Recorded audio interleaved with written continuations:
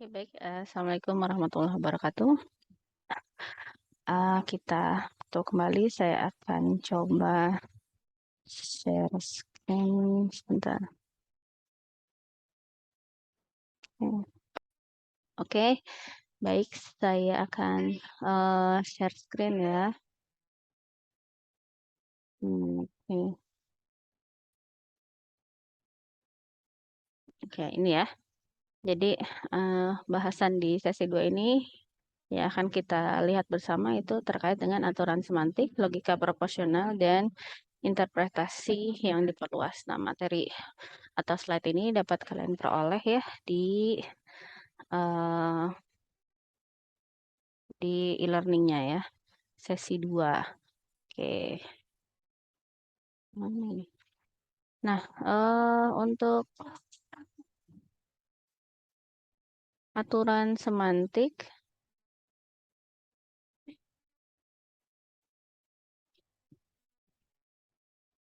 yang akan kita bahas tadi ada aturan semantik, kemudian eh, penentuan nilai kalimat, penentuan interpretasi yang diperluas, dan tabel kebenaran.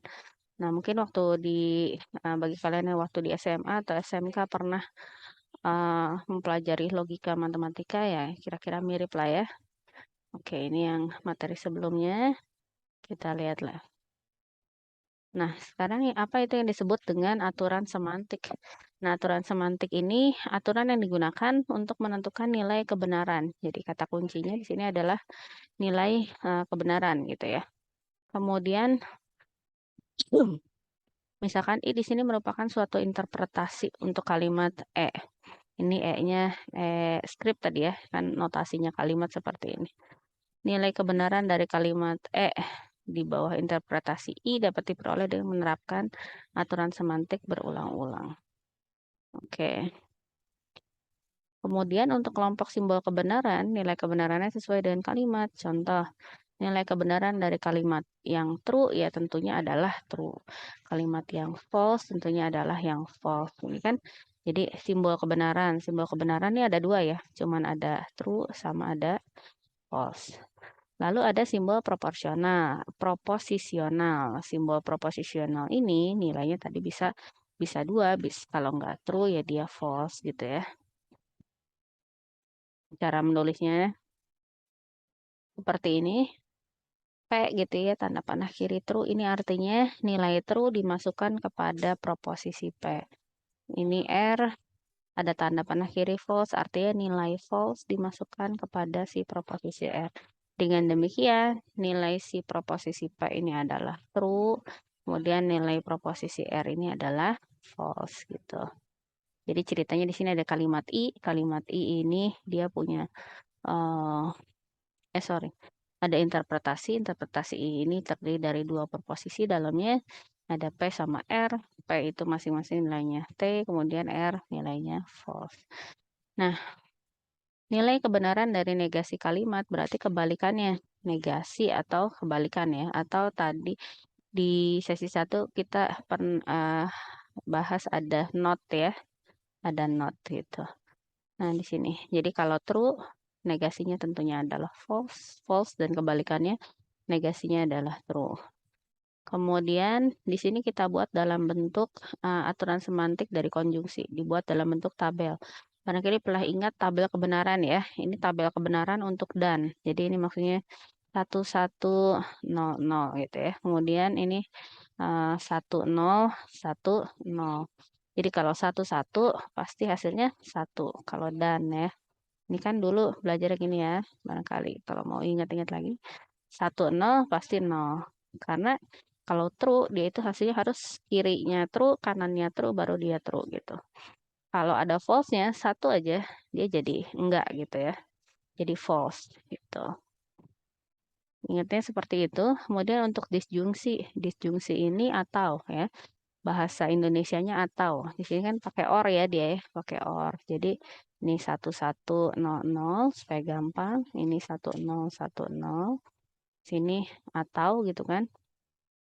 Nah, maka kalau atau asal ada satu saja proposisi yang dia nilainya atau kalimat gitu ya yang nilainya benar, maka nilai hasil dari disjungsinya itu adalah benar.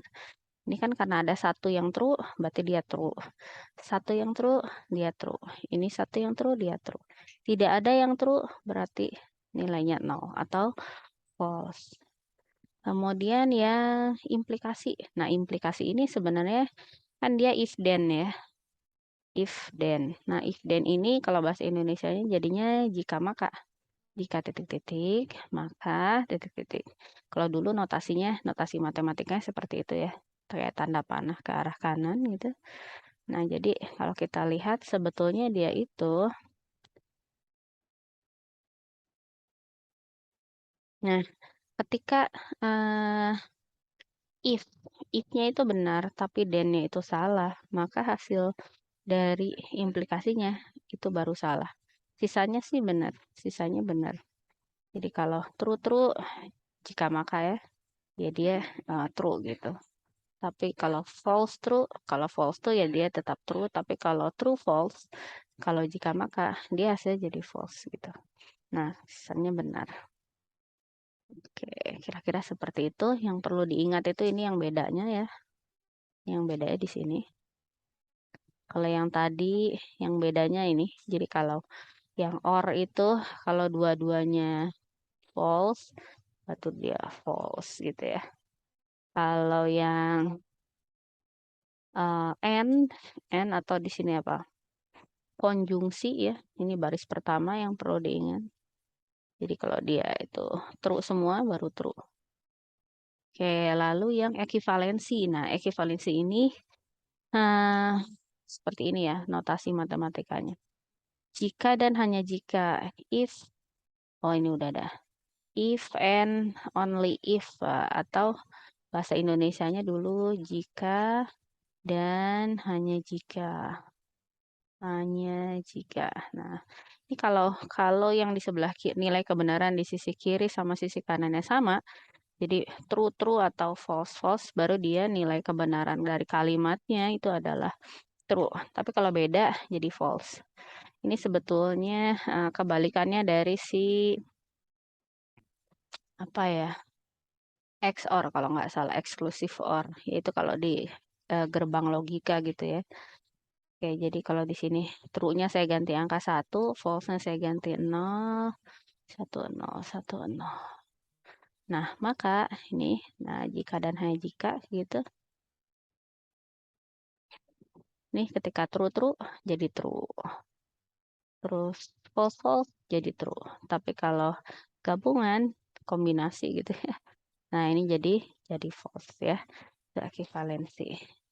Oke, mungkin satu lagi aturan semantik untuk yang kondisional.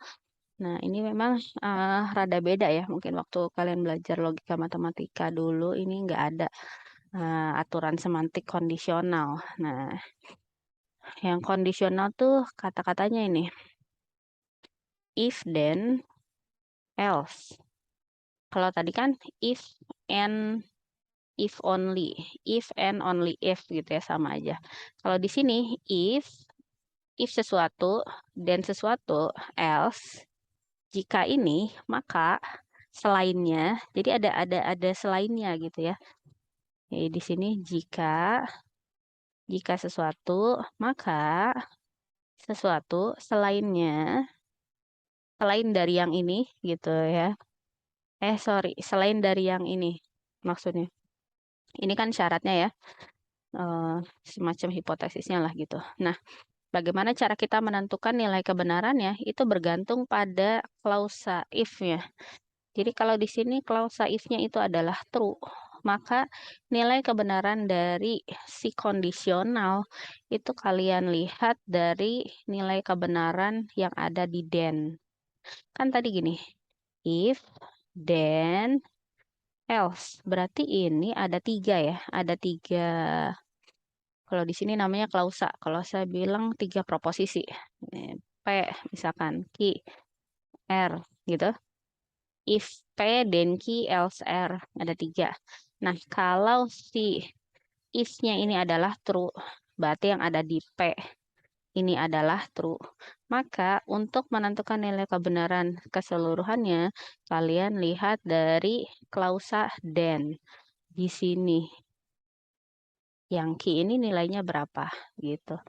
Tapi kalau ternyata klausa if-nya itu adalah false, jadi kalau di si P ini ternyata nilainya itu false, maka nilai kebenaran dari kalimatnya, totalnya si kondisional ini, itu adalah sama kayak klausa si else. Jadi kalian lihat yang belakang. Ya, coba saya tulis lagi. Misalnya if P, then key, else, R gitu.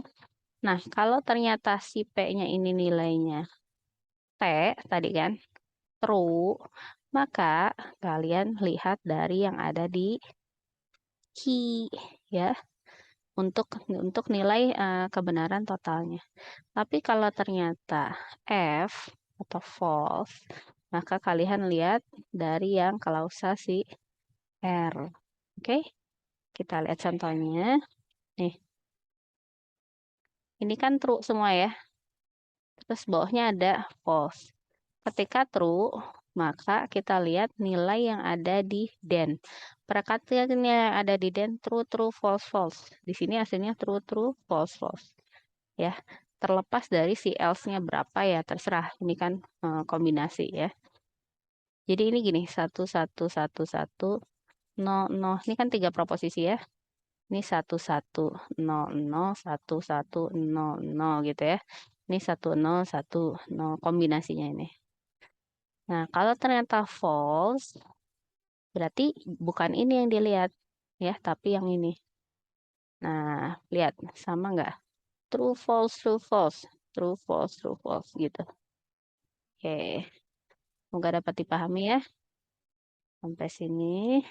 Oke, sisanya bisa dicoba sendiri dulu.